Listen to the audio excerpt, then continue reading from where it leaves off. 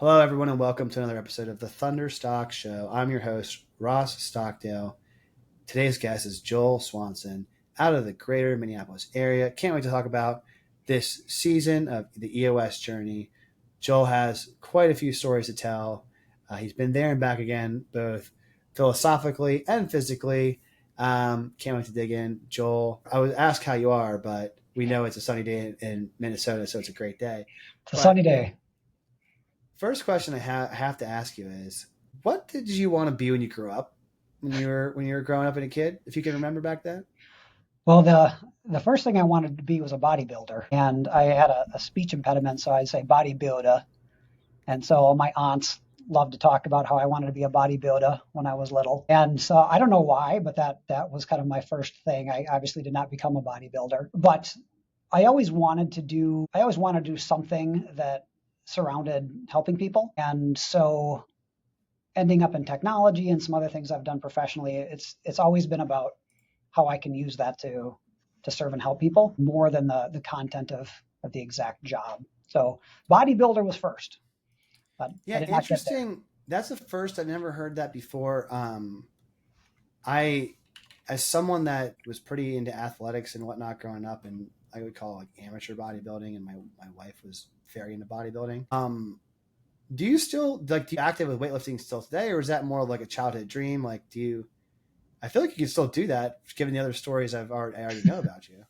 No, I've never done concentrated weight training. It was something I was super interested in when I was 5 years old. Kind of like every 5-year-old wants to drive a big truck and honk the horn and make it go beep beep. And I just thought it'd be super cool to be a bodybuilder. But no, I've never done it. And I've had a bad shoulder for the last 20 years. And so really doing any weight training would be pretty tricky. So no, I don't anticipate being a bodybuilder at any point. But outside of career, we're going to fast forward to an interesting story. It hasn't stopped you from pursuing some pretty incredible athletic pursuits. One being you hiked the Pacific Crest Trail, which is 2,600 miles across 3 countries. What?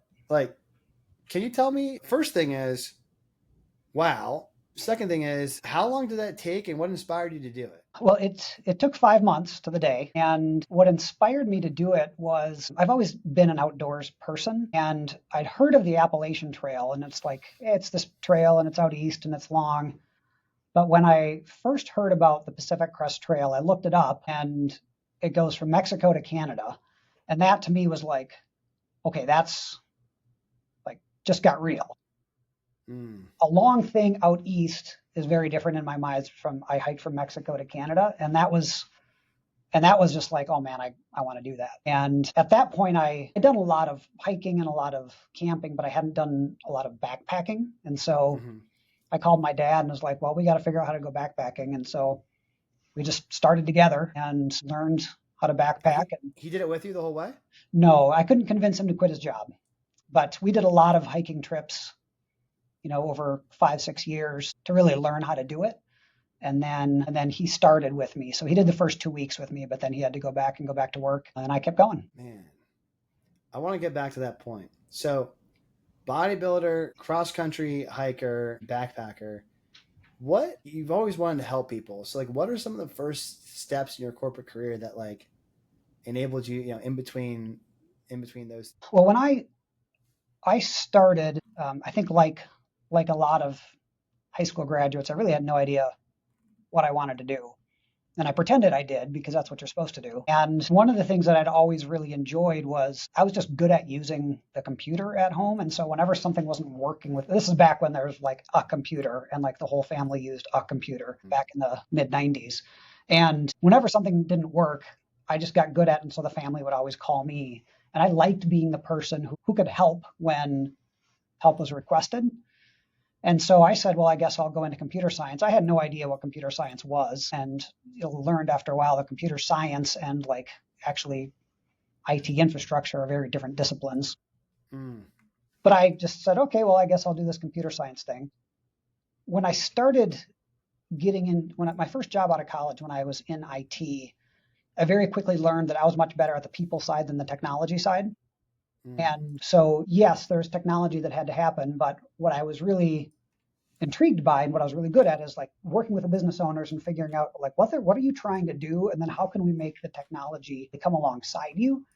That was much more interesting to me and much more felt like that was a gifting of mine than saying, okay, now go make the technology do its thing. So that was really the first time I realized that my passions and my gifts were much more on like aligning people and resources than it was about the technical delivery of something. Interesting. So you got an IT.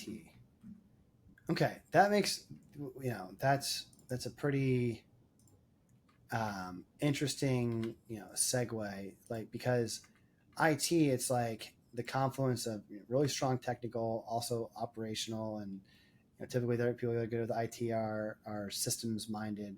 But then you said you like doing work with people more and really helping business owners to achieve their dreams, which makes a lot of sense now with EOS. So what steps along the way, like how did you get introduced to EOS, and like where were you at in your career where that whole journey started?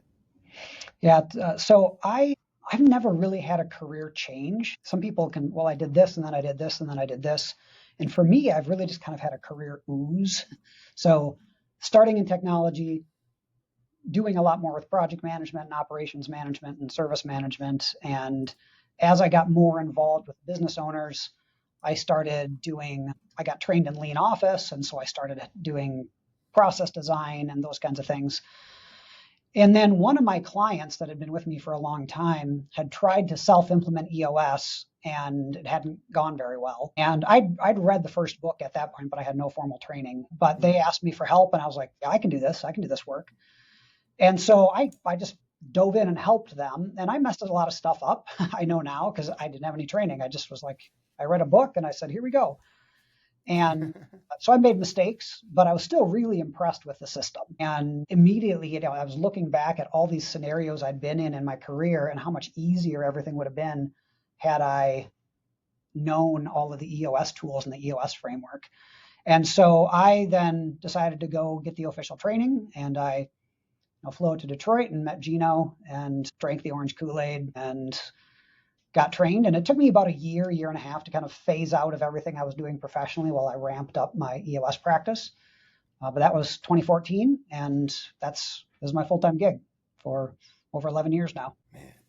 Man, one thing for those of you that are listening, you might not be aware of, but EOS has had a explosion of growth. And it happened during the pandemic, right? During COVID, where a lot of the implementers are kind of newer, but you've been in for quite some time. How has EOS changed? Obviously the tools and the core principle of it is not changed dramatically as much, but as far as an organization, what's been like seeing it from your perspective of being in the earlier days? Well, when I first started, it was a very small organization. There was like 10 people at corporate, and there was 70, I think I was number 70 of the EOS implementers. And now there's almost 900 of us. And so when I started, like we all knew each other and we all met in a pretty small room and everybody was together. And that's obviously changed. And now there are people who I'll get notified when somebody achieves their expert designation. Then everybody gets an email. So, hey, congratulations to Ross for achieving his expert designation. And so this has been somebody that's been in this for 5, 6, 7 years. And I've never heard of this person. I've never seen this person. I know nothing about them. The community is so big now that in order for it to succeed, there needs to be a lot more smaller pockets. And that's what EOS Worldwide is really focusing on, is saying, let's not try to do community with 900 implementers. Let's try to do community in metro areas. Let's try to do community in more smaller segmented groups, because it's just too big to really know everything. But the EOS practices are nearly identical. There's been a few changes, but what I do in the session room today compared to what I did 11 years ago is somebody who didn't know EOS wouldn't be able to tell the difference. Some EOS implementers would be like, oh, okay, I can see that you do things a little bit differently now than you did a decade ago. But Gino did 1,200 sessions of EOS before he started training anybody. What? And so, yeah. So he didn't just like write full day. Yep. Yeah, he didn't just write a book and say, let's try this. He proved all of this stuff out and he tested everything and he worked it all out. And then he said, okay, here's what we're going to do, which is why. Joel, I'm floored because some people just completely think that things happen overnight. Oh no. But before going to actually getting other people to roll out the system, implement it, 1,200 days worth of work. Mm-hmm. They say that it takes 10,000 hours of a singular pursuit to get mastery. What's 8 times 12? Pretty close to 10,000 hours, right? Yeah. So by contrast, I've been doing this 11 years and I've done almost 700. And so he put a lot of time and a lot of effort into figuring out the best way to do this. And when I first started doing this, I messed with it sometimes because like, I got a better idea here. And I pretty quickly learned that no, he's tried it all the different ways. And not the way that he taught us to do it really is the best way. So very rarely is there ever a deviation, and very rarely is there ever a change to EOS. Sure. I mean, probably between sessions 1 and 200, there was tens of deviations. And then from 200 to 600, there was fewer iterations. And then from 600 to 1,000, there were some, but probably less, I would assume, because that's just the way that the law of averages works, right? You come to a normalization period. When you do, let's say, session 701, how do you know that 701 will be better than number 1? Like, what was it like for your first session, and what would you anticipate the next session now in your 700s? Like, tell me a little bit about the differences, because I feel like to talk to somebody who's done it that many times, like only someone who's committed to something for that long a period of time would be able to know the difference. Yeah. Can I say the Jesus word without getting in trouble? Say it as much as you like. When I started doing EOS, I felt like this is what God was leading me to do. And it was terrifying because I don't come from an entrepreneurial background. I've been a teacher, a facilitator, and a coach my entire career. I was president of the student council when I was in 6th grade. It was kind of a big deal. But I led my first meeting when I was in 6th grade. And so that part of it has been a part of my career forever. Most EOS implementers are people who built a business like you. They built it, they sold it, and then they said, what am I going to do now?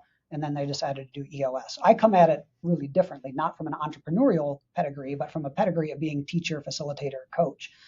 And so I knew that I would be good at the work, but I was also pretty terrified of going into business for myself and what if this doesn't work and all those kinds of things. And sure, the first session I did went amazing.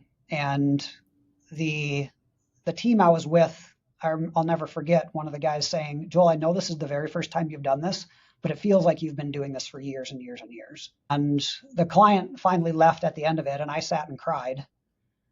And I said to God, I'm like, okay, like, what do you want with this? Because obviously you've given me something here. And it was very clear to me. He's like, not yet.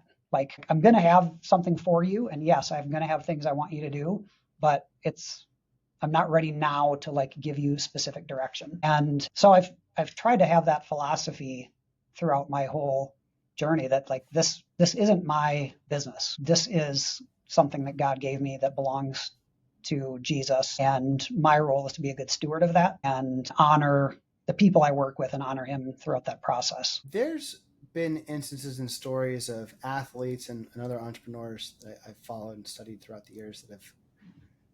George St. Pierre is a perfect example. He's arguably the greatest UFC or mixed martial artist of all time. And he says that when I realize that if I lose, the world goes on the next day and nothing changes and it does not matter, it takes a heck of a lot of pressure off of you from knowing that you're not the center of the universe, something greater than you is.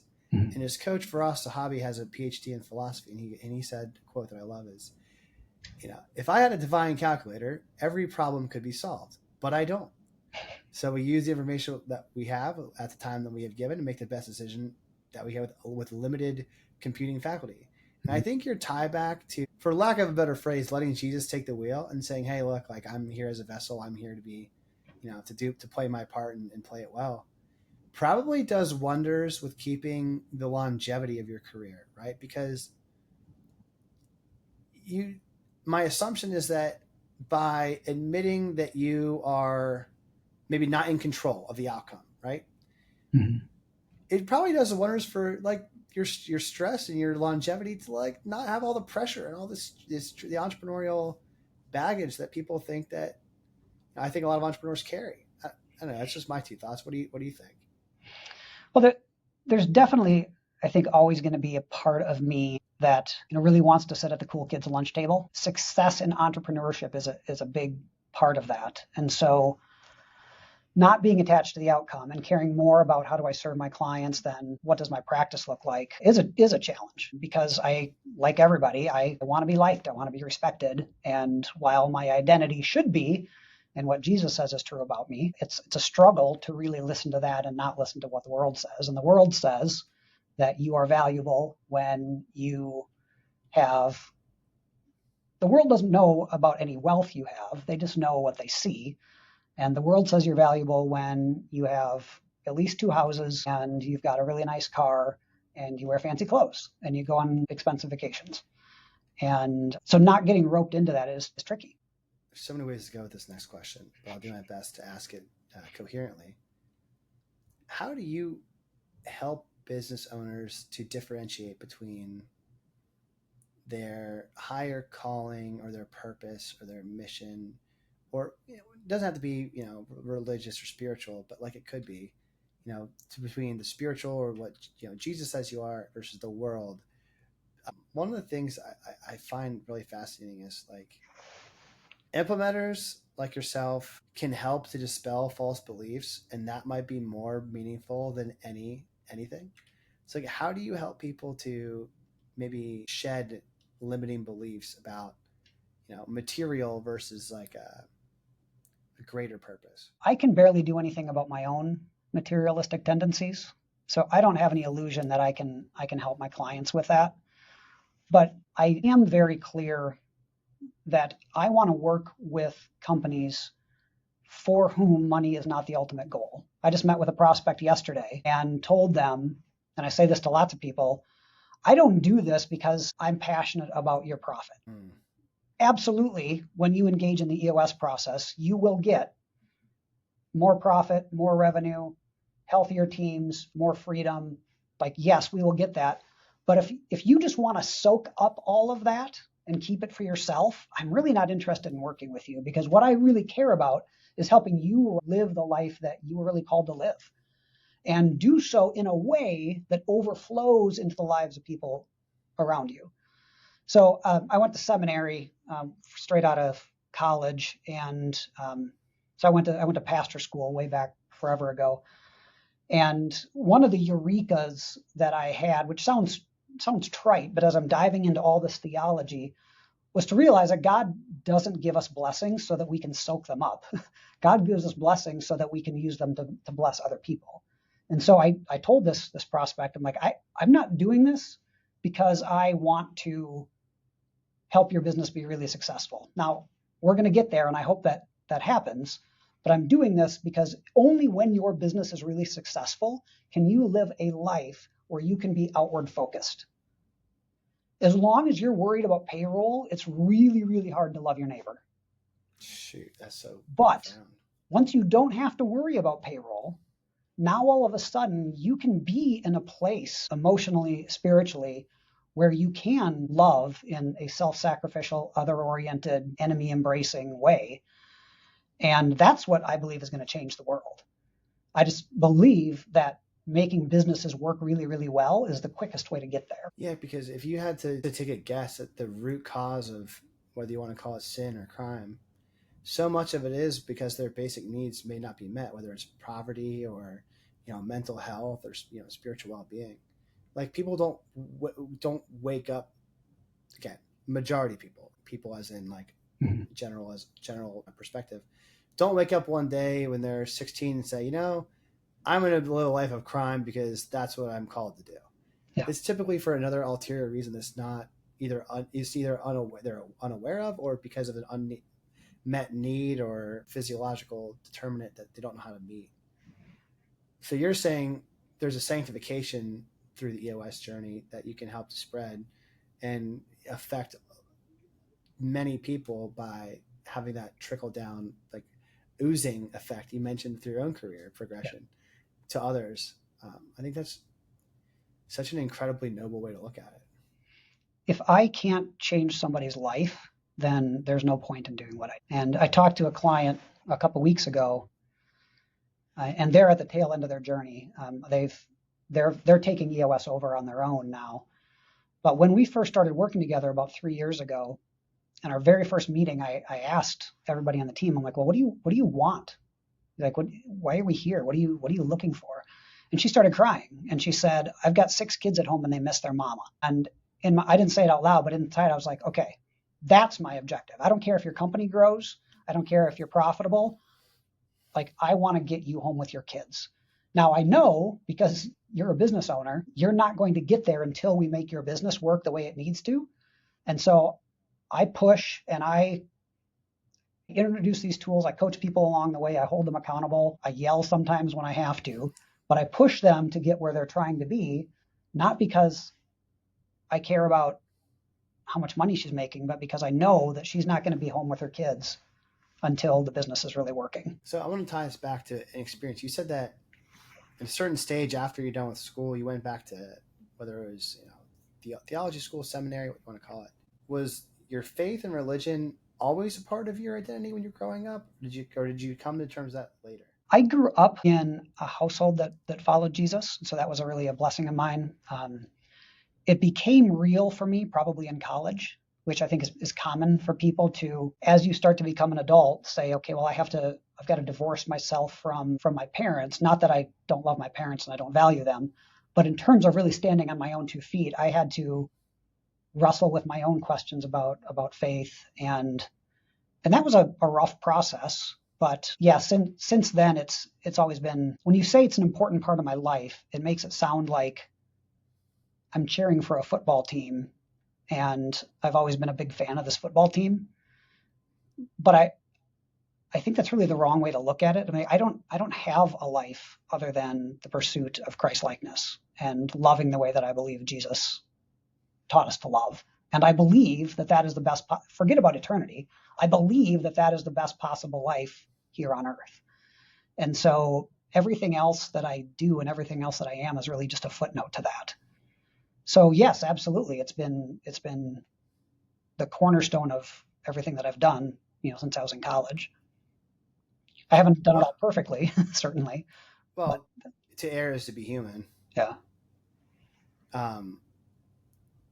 Okay, going from that perspective and knowing that when you were in 6th grade, you were a teacher facilitator in the student council, do you feel like that commitment to how you want to live life and that purpose, like, was maybe the ultimate training mechanism of obtaining those reps when you went through seminary? I'm assuming at some point you, whether a pastor, preacher, whatever you want to, like, affiliate with the church in some stage with like public speaking, teaching, instruction, spiritual guidance. Like, do you feel like, I guess my question is, how many sessions of that type of environment have you done in your life? And I guess I want to dive into that experience. Well, I mean, ironically, I've never been in full-time ministry. So I've been in volunteer ministry quite a bit, but I went to seminary expecting to be a professor. And then halfway through seminary, I burned out. I was working full-time. I was going to school full-time. I was a volunteer youth leader. I was playing on the worship team. I was rock climbing at least one night a week. I'd leave the house in the morning. I've got my school bag. I got my gym bag. I got my work bag. I got my lunch. I got my coffee. And I'd leave at 6:30 in the morning and I'd get back at 10:30 at night. And it wasn't sustainable. And I burned out. I crashed. I quit everything except for my job. It took me about a year and a half to kind of recover. And then when I went back to finish my degree, I discovered I didn't care about theology anymore. So I still cared about faith, but the academic side of theology, I just didn't care. But I was too risk averse at that point to change. And so I finished the degree anyway, but I never intended to be in ministry. But ironically, what I do now very much looks like what I pictured being a professor to be. And so I am not a professor by title, but what drew me to being a professor, that's what I'm doing now. It's so interesting. So quick story to caveat that is, I have a younger brother who is a professor, but it's of math, right? He just, from, I would say, 4th grade, when we got hooked on playing Challenge 24, these math card games, and he identified that was a gift that he had, a skill. he just like rode that through the next 20 plus years or whatever and pursued that in professorship. And I think if I had to guess his stance on it, how it's different now versus then, he looked at it as like a way to express some of his gifts, like how he can be competitively great. And, you know, I think one of the things that we're called to do is to use our gifts to as a display of like worship, right? Like if you're great at music, you know, you're in the worship band, like thanks for sharing your gift, right? Mm-hmm. For him, it was solving math problems. And I think he's still infatuated with that pursuit, but the idea of professorship is when he teaches, he goes, teaching is one of the most difficult parts of my job. I'm like, what? I thought that was the job. And he goes, no, solving math problems and doing research and trying to advance the field is more my main focus. He goes, teaching is difficult because so many of the people that are there for some like lower degrees are there because they need to for their major, whether that's engineering or what have you, because they just don't care. He goes, and I'm like, man, that's kind of for me, that would be depressing because I like that human to human interaction quite a bit. And he could just, you know, take a sabbatical and research and travel the world. I share that to say, like, it's probably the right, well, I would say not probably, it's likely that God knew that you might feel a similar, you know, disconnect if you were to do that what you thought at the time of the plan, like man plans, God laughs kind of a thing. Because like you wouldn't want to have that disjoint and burnout once you've already gotten your PhD and you've already got your job. Like it's tough to burn that bridge and go back and change, right? So now my brother is I'm not speaking for him. I believe he loves what he's doing and there's a lot of great things, but like he's in that lane. Like he it's hard to get off the highway with no exits. Yeah. So I don't know. I want to share that with you because it was just an interesting kind of parallel.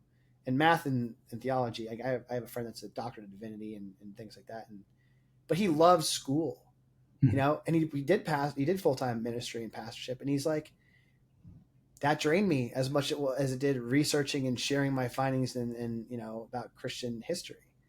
So there's just many different ways to be called, and I think it's interesting to look at EOS as a vehicle for that. Yeah. If I may make that assumption. Yeah, there's many ways to be called. And I forget who said this originally, but he said that, I'm just going to use your name. He said, like, when I get to heaven, God isn't going to say, you know, why were you not like Martin Luther King Jr.? Why were you not like Gandhi? He's going to say, why were you not like Ross? Like, I made you to be a certain person, and that's what you need to do, not to try to be like somebody else. But who did I make you to be? Okay, be that person. Because I've already got one of Gandhi. I already got, you know, the world doesn't need another Ross Stockdale. And the world doesn't need a Joel Swanson. You know, you trying to be like me and me trying to be like you doesn't help anybody. So would you say it's accurate that you help leadership teams be more like who they're meant to be? And in that, it's kind of a difficult, well, I say difficult. It's like you by nature have to step into the danger because it's uncomfortable. Because I feel like some people may have an illusion that they're trying to be somebody that they're not. And then your job is to reset the expectation and be like, no, you have to know who you are and be like, know your role and play it well, so to speak. Well, a big part of it, though, isn't so much me speaking truth, because sometimes I do. But one of the things I tell my clients all the time is that more we tell our people what to do, the more we have to tell our people what to do. So the more we tell our people what to do, the more we have to tell our people what to do. So ideally, we're not telling our people what to do. We're painting a picture of the future. We're creating an opening, and then they're stepping up into that based on their own initiative. And so same thing with my clients. When I'm working with a client, if I know the answers and I just say, here's what you need to do, now everybody go do your thing, that doesn't serve them as much as it does when I ask a really good question. And so my job is I mean, I hold up a mirror and say, look, and I have a spotlight and I shine it and I make them look at things that are ugly or that they don't want to look at, or what's the really awkward and scary thing. Okay, we're going to go there. But most of the time, they're getting there on their own. It's only when they don't get there and I feel like they're stuck that I will step in and say, all right, let me tell you what I see here, and we'll speak truth into that. Because the more I tell them what to do, the more I'm teaching them to rely on me. And that's the opposite of the EOS model. I mean, we're trying to create independence in our clients, not creating an environment in which they rely on me forever. They never graduate, right? The what? You don't want clients from 11 years ago to still be on your roster 11 years later, right? That's not the goal, to graduate at some point. Yep. And I've got one client that literally has been with me for 11 years now. But that's not because I've failed them. It's because they've chosen to continue despite the fact that they could go off on their own. And I tell clients, like, I'm not going to fire you. And if you elect to work with me long term, like, that's fun. But if I create an environment in which you need me, then I have failed you. By choice, not necessity. Yep. Yeah. And that's not unique to me. That's an EOS philosophy that I adopt, but that's not a Joel Swanson unique. All of us have that same philosophy. One thing that's interesting when I review your core values is to love others without judgment, tell the truth, always be growing, find the adventure, and if I may, whole-assed. So no half measures, so to speak. Those are unique core values, and obviously don't need to tell you, you know this, but core values are not meant to be aspirational. They're meant to be uncovered or unveiled. And how did you determine that those, like, how did you identify those as the core values, I guess? So most of that comes directly from EOS Worldwide. The last two are really more about who I want to be in bringing myself to the practice and the kinds of people I want to surround myself with. And so Find the Adventure is really about saying whether or not we have adventures is a choice. And so whatever happens, I want to surround myself with people who choose to see all circumstances as an adventure. And I used to do adventure racing, so multidisciplinary team races, through the woods and bikes and kayaks, and where you're navigating yourself and there's no set course. And it was super fun. I loved it. And one of the things that a race director said one time is he said, yeah, okay, so the race is on Saturday and we'll either have great weather or you'll have great stories. And I've always loved that. Like, either we have great weather or we have great stories. And when everything goes wrong, that's kind of when the adventure begins. And I want to surround myself with people who are willing to find the adventure even when everything goes sideways and backwards, than people who say, okay, well, it didn't go as expected and now I'm mad. And then the whole asked idea was something actually said to me. We're going back to ministry. So I worked under a pastor as a volunteer leader one time and was talking to her about, like, I'm trying to do this and I'm trying to do this, but I can't get all of this stuff and I don't want to half-ass it. And she interrupted me and she said, Joel, your half-ass is most people's whole ass. And I've never forgotten that. And I want to surround myself with people who give it their all and who aren't half in and who aren't partway doing things. Like, if it's worth doing all the way, or don't do it. And you can't be half pregnant. No. Yep. So you're doing a podcast and you've done 700 episodes or whatever you've done. Like, you're 300. You're not dabbling in podcasting. No, there's nothing wrong with trying something, but if you're going to be in, I mean, you're all the way in. And those are the kinds of people I want to surround myself with. It's something that I want to share, just an observation. Like, I feel like adults are just 5-year-olds that grow older, and your aspiration of being a bodybuilder and with the heart of helping people is like, you're kind of more of like a spirit builder in a way. And from a bodybuilder perspective, like knowing my wife, if she were to hear, like, your half-ass is other people's whole ass, like, take that, like, in the material, like, literal world, that's a major compliment to a bodybuilder, right? Like, hey, you've got a very well developed posterior. But, like, you have a very well-developed character with dedication and hard work. Like, that really means a lot if you unpack that compliment. What are some of the ways that you can speak environments of trust into your clients? Whether it's by, a great example probably was this pastor mentor of yours that gave you that quote that stuck with you. But, like, what are some of the ways, and not you particularly, but, like, what are the ways that you create the opening for them to, be open and honest and not have a defensiveness, or to come out of themselves and be who they are and take the mask off? I guess, what are those strategies, right? Because it's integral to people, but if you don't have trust, right, Patrick Lencioni, what do you have? Like, a crumbly, shaky pyramid that's not a real pyramid. Yeah. Well, as you know, because you've been in the session room, I mean, we're big fans of Patrick Lencioni and the 5 dysfunctions of a team and everything being based on trust. And specifically, what I tell my clients is trust is used 2 ways in English. It's used to mean predictability.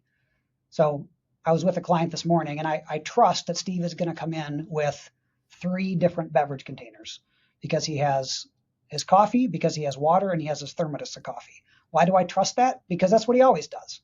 And so I just know that there's a predictive trust there. What Lencioni is talking about is vulnerability-based trust, which means I can screw up. I can say I'm stuck. I can say I need help. I can make myself vulnerable and know that the team is not going to take advantage of me. But I also tell my teams that if I'm waiting for you, Russ, to demonstrate vulnerability, and you're waiting for Susan to demonstrate vulnerability, and Susan's waiting for me, nobody's ever going to be vulnerable. Like vulnerability is about stepping up in vulnerability, even if you don't know that your team is going to honor that. And so I try to model it myself when I make a mistake, or when I forget something, or we share personal and professional good news, and I'm real and raw in those things. But I also try to honor very much when people do take a vulnerable step to like stop and make the room honor that. Not make, but acknowledge it and encourage the room to honor that. Because when they see that they're getting accolades, not for being really smart, but they're getting accolades for being vulnerable, I think it's positive reinforcement of what behaviors is Joel really going to celebrate in this room, and creating an environment in which that's okay. And when people do make mistakes or people do screw up, to make sure that it's safe for them. And so I hold off the wolves and say, okay, like, yes, he made a mistake. He's admitting that. It's not going to do any good for us to just kick him in the shins. And so here's how we're going to go through this, and foster that environment in which it's safe to be vulnerable. That's a lot of what I do. And I stole this quote from another implementer, Dan Wallace out of Chicago, who I really love. He said, a lot of what I do is teach clients how to say things that we've all been taught since kindergarten that we're not supposed to say. And that's a big part of it is, we're not supposed to say things like that. I met with a client one time, and right beforehand, before the session started, I put on my sport coat, and I had the collar up like this, and I didn't realize it.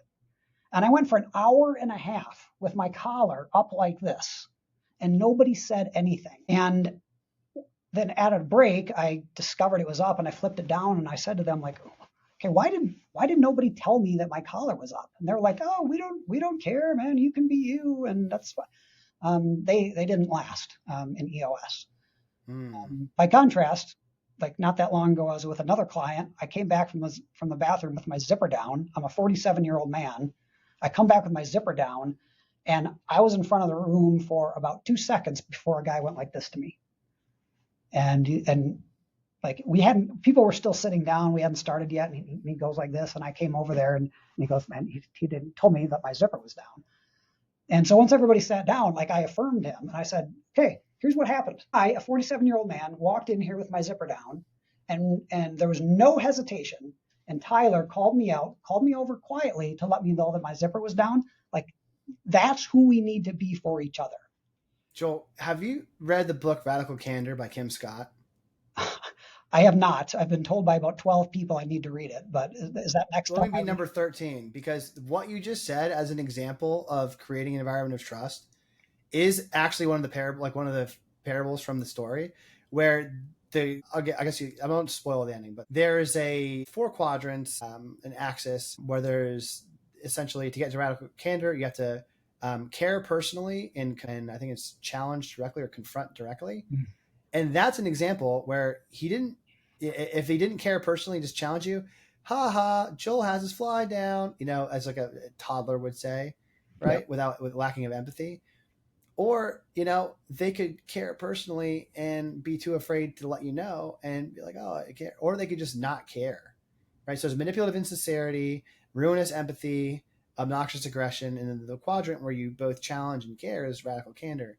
And I think the story you just said feels like it was ripped right from that book, but in your real life. So I think that was a wonderful example of building trust, because it's very real for those that are familiar with that book.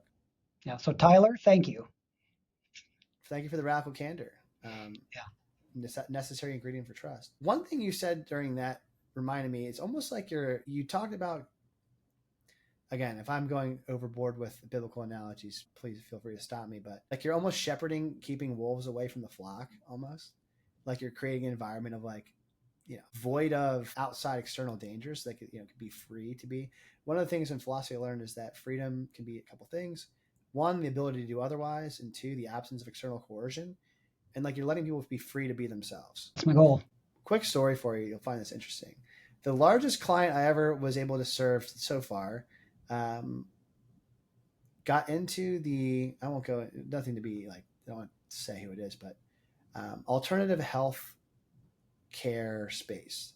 This is around the time of the Obamacare administration. And he was a pastor before that. It was a nonprofit, got to be quite a sizable thing. And we would talk about marketing and all things, related to growing the business. Then he would just stop and his big thing was ministry and being a pastor. He's like, you know what the only unforgivable sin is? And I was like, tell me. And he's like, turning your back on God. He's like, you can say anything you want as long as you don't turn your back on God and me, and I'll forgive you. If you make a mistake, I'll do my best to forgive you. I might not like it at the time, but I'll do that. But just don't turn your back. Like, don't willfully turn your back on God. And I don't know to the veracity or the source material, but that type of logic seems like is what you apply to your session rooms. If I could make that assumption, it may be bold. Yeah, I think that's a good assumption. Companies don't win because they make better widgets. They win because they have the healthiest teams. And we have to make good widgets. And we have to have good products and services. But that's a table stakes. We've got to get there, and I want my clients to get there. But ultimately, they don't win because they're better financial advisors than somebody else, or they make better websites than somebody else. They win because they can have tough conversations and it doesn't destroy their relationships. It's one thing to have a tough conversation and then lose the relationship. Anybody can do that. Sure. But having a tough conversation and still loving each other at the end of it, that's the skill that not everybody can do. We've alluded to this topic, but it's around the idea of courage. How do you define courage? And what does it look like in an organization in terms of healthy leadership teams? I think this was John Wayne who said that courage is being terrified and saddling up anyway. I'm thinking, you said I could do this and you edit it out. Yeah, feel free. I'm going to read you my definition of courage. I would love to hear it. So I did not write this. This is from a novel by an author named Robin Hobb. The book is called Mad Ship. And there's a character, the main character that goes through like 14 books, who said this in the book, and I've never forgotten it. And he said, everyone thinks that courage is about facing death without flinching. But almost anyone can do that. Almost anyone can hold their breath and not scream for as long as it takes to die. True courage is about facing life without flinching. I don't mean the times when the path is hard but glorious in the end. I'm talking about enduring the boredom and the messiness and the inconvenience of doing what is right. That is courage to me. I asked you offline, if you could talk to your 80-year-old self, what would you tell them? And it was along similar lines, but I want to hear the story behind this. I'm sorry, to your 8-year-old self. Can you share with me that story? Yes. So in this story, full disclosure is that my dad screwed up, but I also want to affirm that he is an amazing man and he's aware of this mistake and he regrets it, but there was damage done. When I was 8 years old, I had a lot of problems with sinus infections. And so I went to the doctor and the doctor did the evaluation, and this super old guy, and he looked at all the x-rays and stuff, and then he came back, and it was my dad and I in his office, and he sat down and he looked at me like this. How brave are you? That's all he said. And my dad immediately next to me laughed and said, Joel's never been known for his bravery. Now, as an 8-year-old, I was like, wow. And like I internalized that. And like, well, if dad says it, that's true. That's what's, I guess I'm not brave. Now, as an adult, here's what I know. Well, there's two options. You can do this surgery under general anesthetic, or you can do it by numbing somebody up and sticking a scalpel up their schnoz and cutting the stuff out. My dad was a doctor. And so he knew that's what this guy was asking. The guy was asking, are we going to put you under for this surgery or not? And my dad, in advocating for me, said, I'm not going to let you do this to my son. My son is going under general anesthetic, so back off. And he accomplished that. But he accomplished that by saying, Joel's not brave enough to do this thing. Now, he got the result he wanted, but he did it in a way that damaged me. And I went through a lot of years, and I still struggle with that, being like, am I brave enough? Like, do I have what it takes? And that's a common refrain for a lot of men. Like, do we have what it takes? And that wasn't helped in my adolescent years by my dad saying that at age 8. Now, looking back, I understand the whole picture, but I didn't understand the whole picture when I was 8 years old. Man, I appreciate you sharing with me that story.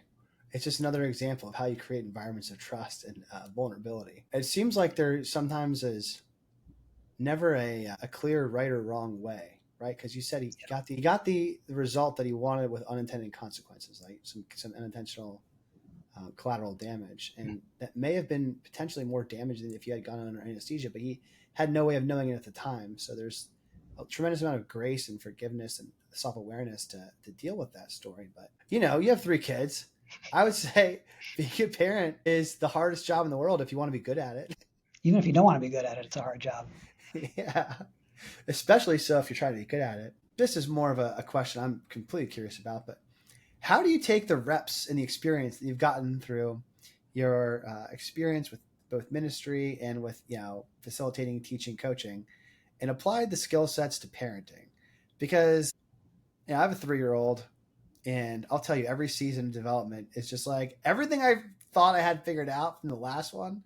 It's like got to relearn it again, and you've got 3, so you get much more practice. But what are some of the things that you've learned about in terms of like translatable skills with parenting and family relationships? I met one of my first clients when I went to a parenting seminar, and this organization is called Connected Families. And my wife and I went to a workshop that they were doing. And after the workshop, I went and I talked to the presenter, and I said, and I had this question. I don't even remember what the question was, but I was like, what is this? And he said, you're thinking about it all wrong. Like, you need to start here. And he walked me through kind of the philosophy, and it totally made sense. And I said to him, wow, that sounds, what you're saying sounds a lot like what I do professionally. And he said, oh, well, maybe we could use your help. So ironically, they became my client and I became theirs. But this is the Connected Families framework. And they believe that everything starts with a foundation, and what parents tend to want is to know, how do I control my child? How do I change their behavior?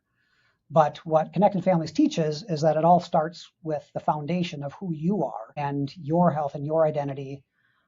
And then it's connection and it's coaching and correcting. And I'm not going to try to explain the whole framework, but this is the framework that my wife and I use in parenting. And it looks different than what I do in the session room, but not that different. The 4 messages are: you're safe with me, you're loved no matter what, you're called and capable, you're responsible for your actions. And it's a progression, the same way the Lencioni pyramid works with trust. So I don't have my own parenting philosophy. We just said, this one works, let's do this. And so Sure. This is what we do. Wow. I mean, you don't need to invent your own paradigm for what living a good life looks like, because Jesus existed. You don't need to invent your own operating system on how to coach businesses, because Gino did 10,000 hours of doing that and helped you. The same thing applies. I think these frameworks are incredibly valuable because it takes the onus of coming up with it, inventing it off of your plate. Now your job is to be a steward of it. Now your job is to follow it, right? To the best of your ability. Huh. I'll have to do some research on that. I appreciate you sharing that entertaining question. ConnectedFamilies.org. I think very highly of these people and of their philosophies. It's called Ask a Question, Leave a Question. I would love to get a question that you may have for the next guest without knowing who they are. The question is, what is the moment in which technology truly wowed you?